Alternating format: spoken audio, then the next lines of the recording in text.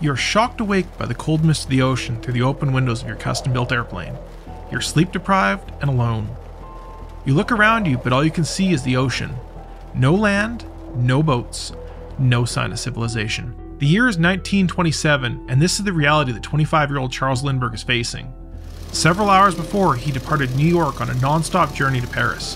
40 hours of fuel on board, and nothing more than a compass for navigation. The clock is ticking. This same flight has already killed 6 aviators, and is close to claiming a 7th if Lindbergh cannot stay awake. I wanted to learn how Lindbergh accomplished this incredible feat, and experience what it must have felt like to navigate using only 1927 technology. So I recreated his flight in Microsoft Flight Simulator on a live stream in front of 250,000 people. I only used the same navigation methods of the day, and even sat in an uncomfortable wicker chair. Immediately the tail comes up. Get to flying speed real quick. There we go, and we are up and away. Lindbergh started his flying career in 1922 at the age of 20. He knew early on he wanted to fly, but also knew that it was very expensive. He flew as a barnstormer and then eventually as an airmail pilot out of St. Louis. Back then, flying wasn't as safe as it is today. Lindbergh recounts several instances where he had to land his plane in a field or to jump out of his plane because the fog was too great to see the ground and land safely. But Lindbergh saw the potential of aviation and what it could do for the world. Imagine being able to fly between New York and Paris in a few hours instead of a few days or weeks by boat. For most of us, it's a routine flight, but in 1927, most people hadn't even seen an airplane. The idea of a European holiday was simply out of the question for everyone except the wealthy elite. But aviation could change that, and Lindbergh knew it. Early aviation was a bit of a gold rush. Businesses and individuals wanted to be associated with aviation, so many prizes were created for various aviation milestones. In 1913, the Daily Mail in the UK offered a prize of £10,000 for the first plane to cross the Atlantic in less than 72 hours. The first airplane to cross the Atlantic non-stop was piloted by Alcock and Brown in June of 1919. It took off from St. John's, Newfoundland and landed in County Galloway in Ireland. The flight took about 16 hours and won them the £10,000 prize for their trouble. In May of 1919, a wealthy New York hotel owner, Raymond Ortigue, offered a $25,000 prize for the first person to complete a non-stop flight between New York and Paris, or vice versa. It wasn't until 1926, 7 years later, that the first serious attempt was made to claim the prize. French flying ace René Fonck took a 4-person crew in a custom-built Sikorsky biplane. Unfortunately, the plane is hopelessly overloaded and crashed on takeoff, killing 2 of the crew. But in 1927, that's when things really heated up. Lindbergh started daydreaming of claiming the prize while flying his airmail service between Chicago and St. Louis. He had $1,000 saved up, but knew he needed more, much more. He started calling his friends and reaching out to anyone he knew that might be able to help, but he still needed a plane. His airmail plane was simply too frail and unreliable to make the journey. When he saw the Wright Bellanca, he knew that it could make the journey with a few extra fuel tanks installed. It was sleek for the day and had a very reliable Wright whirlwind engine. He contacted Wright to purchase the plane, and they agreed to sell it to him on one condition: they would get to pick the pilot. This was a total deal breaker for Lindbergh, as he wanted to be the pilot. He had no interest in paying to put his name on a plane flown by someone else. He contacted Fokker, inquiring about them building a plane for him. They quoted $90,000 and 6 months.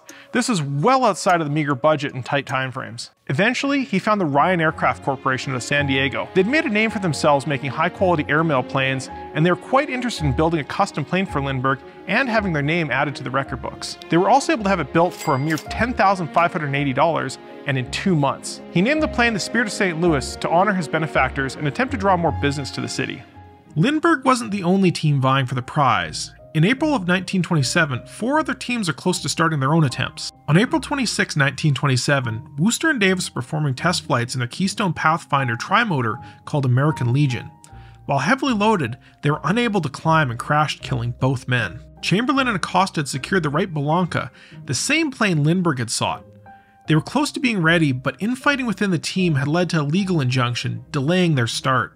Commander Byrd had commissioned a trimotor Fokker for the journey, but crashed during testing. Both occupants survived, but the delay in repairing the plane and their obsession performing more and more tests put them out of contention. Finally, the French team of Nungesser and Colley had a single-engine biplane called Le Ceau Blanc, or the White Bird. On May 8th, they took off from Paris and were seen flying over Ireland. Lindbergh sat with bated breath, waiting to hear of their success. At first, a day passed, then another. It was clear they didn't have that much fuel endurance, so the search began. To this day, no trace has ever been seen of the 2 aviators. The prize had now claimed 6 lives, and a successful flight seemed further away than ever. Lindbergh's investors approached him, offering him an out. If he didn't want to tackle this and would prefer to walk away, they would understand and he would suffer no penalties. They valued his life more than the prize. But Lindbergh insisted. He was quoted as saying, "What kind of man would live where there is no danger? I don't believe in taking foolish chances. But nothing can be accomplished by not taking a chance at all." To me, the design of the plane is one of the more interesting parts of Lindbergh's journey. Since he worked closely with the Ryan Aircraft Corporation, he was able to make decisions that he felt would increase the chances of success. On my recreation stream, the most asked question was, why can't you see out the windshield? Lindbergh had the gas tanks placed in front of the cockpit, between himself and the engine. This would make the weight and balance easier for the airplane as it burned an incredible amount of fuel during the flight.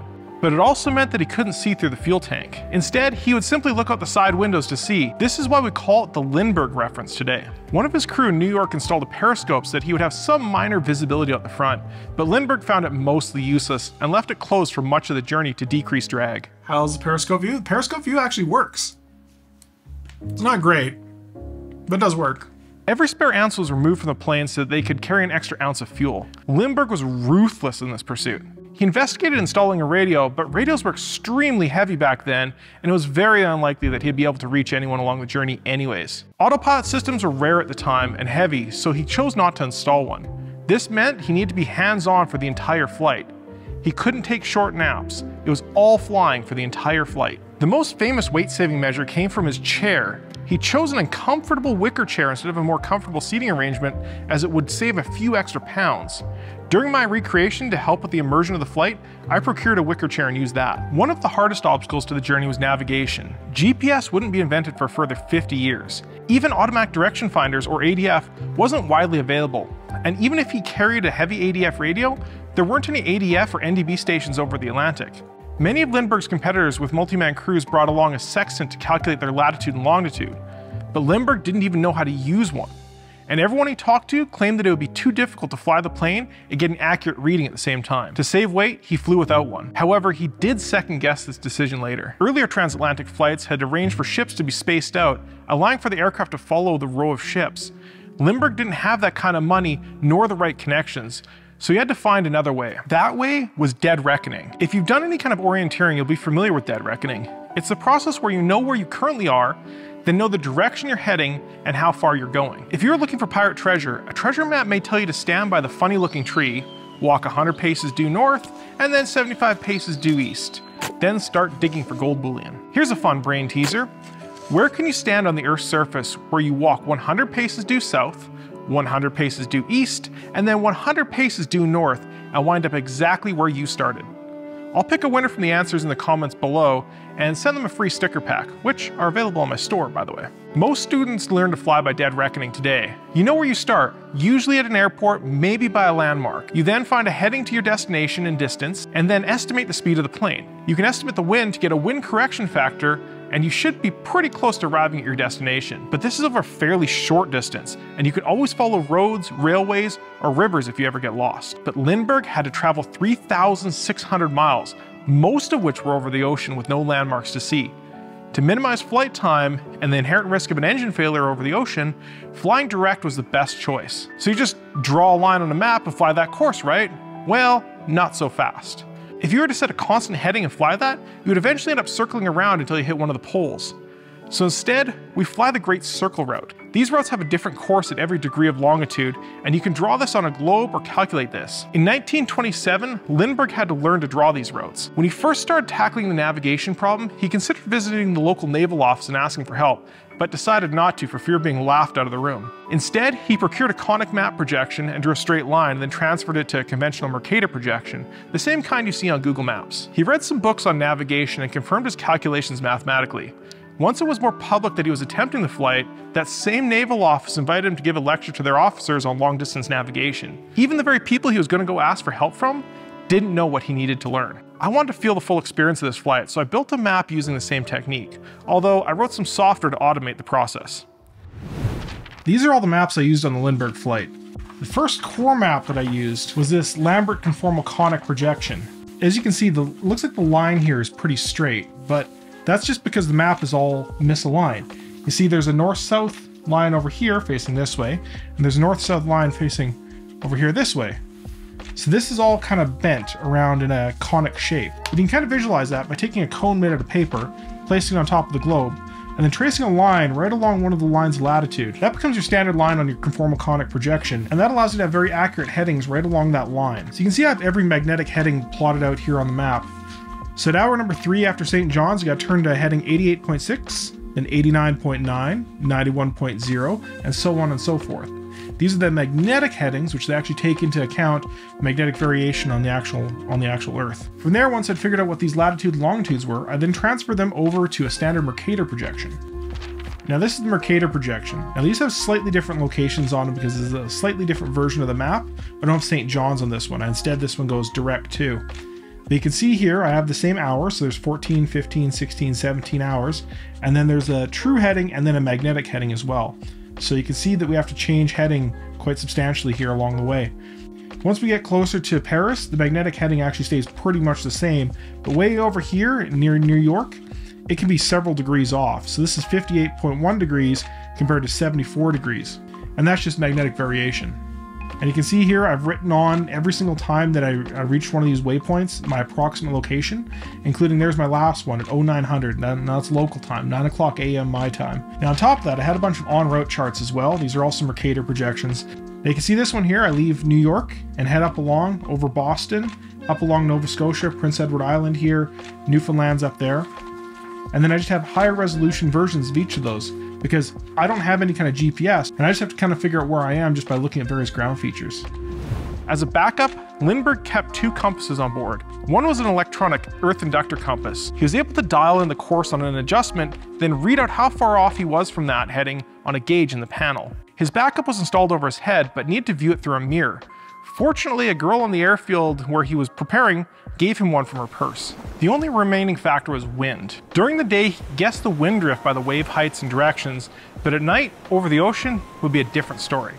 Instead, he had to average the wind before nightfall with the wind after dawn, and hope it wasn't too different. Even during the day, estimating wind direction and speed would be nothing more than a guess. Wind wasn't his only weather problem either.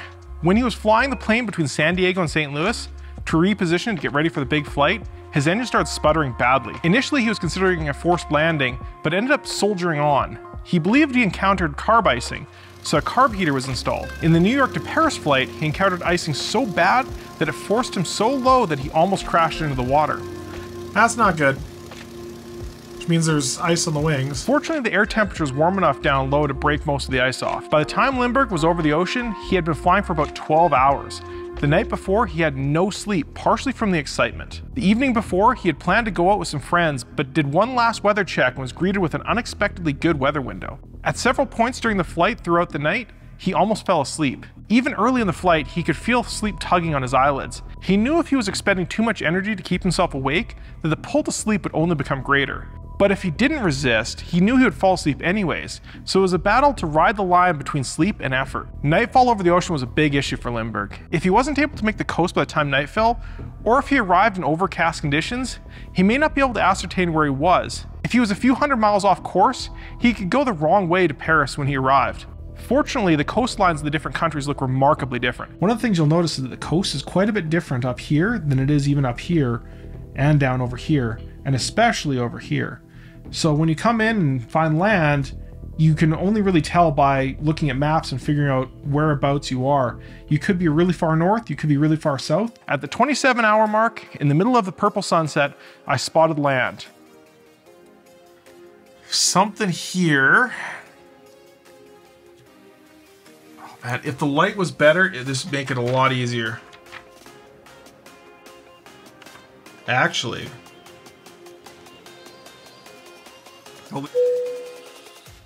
We hit Brest. That came out wrong. If we look really closely here, right along here, this little T-shaped thing, that's that. This over here pokes out. There's like a little, I think a little island. You can't really see it there, I don't think. And then over here, there's another set of little islands, and I just don't think it's on there, but like that seems to be adding up to me. I hit the tip of France, a mere 100 miles south of the perfect track. I'd been blown south by a weather system early in the evening, which also gave me a pretty significant boost in speed. It also meant that I was much further along, as Ireland is a lot closer to North America than France. At the 28-hour mark, under daylight, Lindbergh finally hit land. He looked down and saw Ireland, a mere 3 miles off his ideal course. This was the biggest difference between the original 1927 flight and my own. I had the weather and time set to real time, but in November and not May. This meant the North Atlantic weather would be worse, and we would have dramatically less daylight. In November, we had about 9 hours of daylight. Lindbergh would have had more than 15 hours of daylight. The last remaining hurdle was to find Paris. Once Lindbergh crossed the channel, he followed the coast until he hit the La Seine River, then followed that into Paris. Initially, he couldn't see Le Bourget, as the airport lighting was rare. And then he noticed a series of car headlights. Thousands of vehicles had headed to the aerodrome, carrying more than 100,000 people to see him arrive. I arrived with a dense cloud of fog over the city. Initially, I tried following the river in, then a road, but to limited success. So instead, I cheated a bit and flew towards the crowd of waiting sim pilots who appeared on my screen. Ultimately, the fog lifted enough and I was able to land the plane at the 31.5-hour mark. Lindbergh was greeted with a hero's welcome. He had won the $25,000 Orteig Prize and the admiration of the world. He toured the USA for a while. Estimates are that around half of the US population has seen him on the tour at some point, making him the most famous person alive. I've made my flight resources available on my Discord, including the maps I used. My flight was tracked online, and the live stream chat was really good about not telling me where I was at any given point. The feeling of hitting land in France, close to my track, was absolutely incredible. Microsoft added an achievement to Flight Sim, so you can fly this historic flight as well, albeit being able to pause along the way. I'm going to be doing more of these flights in the future, and you can fly along with me. I always welcome everyone to join me on these journeys, so be sure to hit the subscribe button to be notified when the next one happens. If you want to see some of my less realistic shenanigans and learn to fly the SR-72 Dark Star in Flight Sim, you can click over here. That 33-hour journey only takes 45 minutes in that plane. Or you can let YouTube decide what it thinks you might like in the link over here. And I'll see you next time.